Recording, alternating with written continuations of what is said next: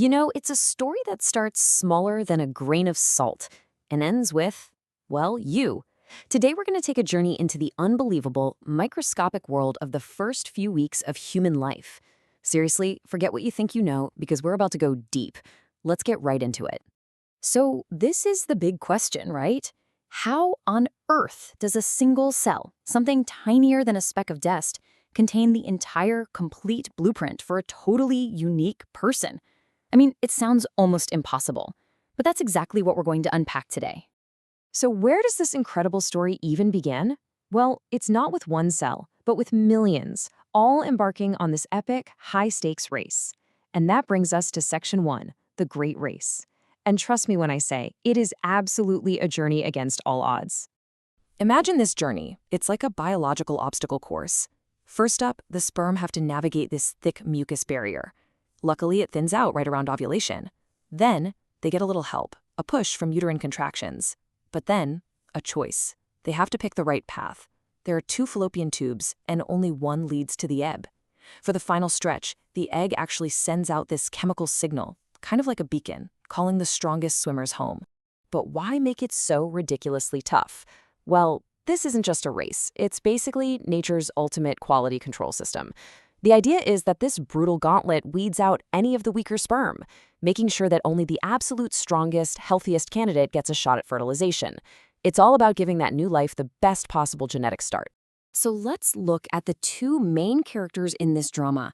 On one side, you've got the sperm. Think of them as this huge team of pursuers on a mission, and they can actually survive for up to 5 days. On the other side, you have the egg, the destination. It waits patiently, but only for about 30 hours after it's released.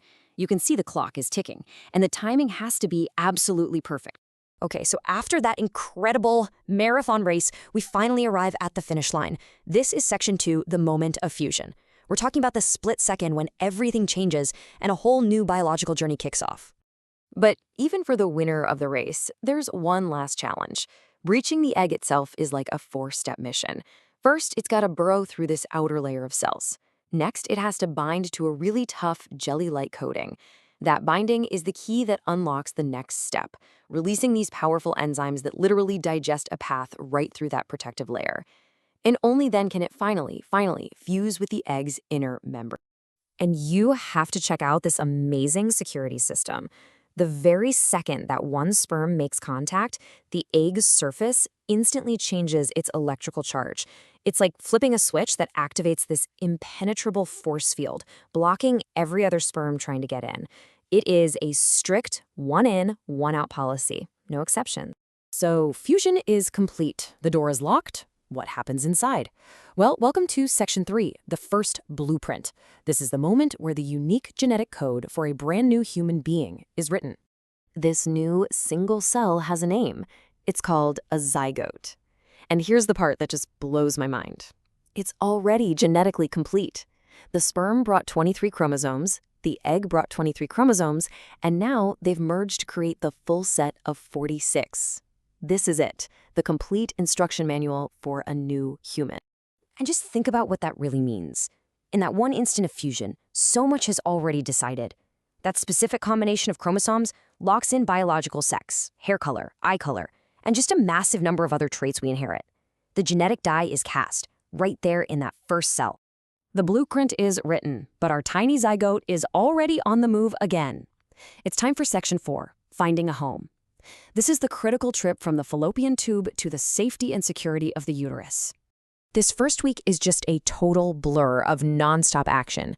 Right after fertilization, the zygote starts dividing, and it doesn't stop. It just multiplies over and over and over as it travels down the fallopian tube. By about day 5, it's become this hollow ball of cells called a blastocyst, and it's getting ready for its most important job yet, implanting itself into the cozy wall of the uterus. And get this. After all of that traveling, all of that dividing, the blastocyst is still microscopic. Look at it here. It's smaller than the tip of a pen, an entire universe of potential, all packed into a space you can barely even see. And its tiny size is a big reminder of just how fragile this stage really is. The journey is so tough that only about 20 to 30% of all fertilized eggs actually make it this far and successfully implant. the odds are still very much stacked against this new life. But for the ones that do make it, the ones that successfully implant, well, the pace of development goes into absolute overdrive. And this brings us to our final section, from embryo to fetus. So get ready for an explosion of growth. Now, you probably hear these two terms all the time, embryo and fetus. Here's the difference. From weeks 3 to 8, it's an embryo. This is the critical construction phase, where all the major organs and body systems are being built from scratch. Then, from week 9 on, it's called a fetus. The heavy construction is done, and the focus shifts to growth and getting all those systems working perfectly. And the embryonic stage is it's unbelievable.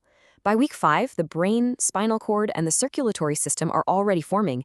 And get this, the tiny heart starts to beat. Just a week later, a face begins to take shape.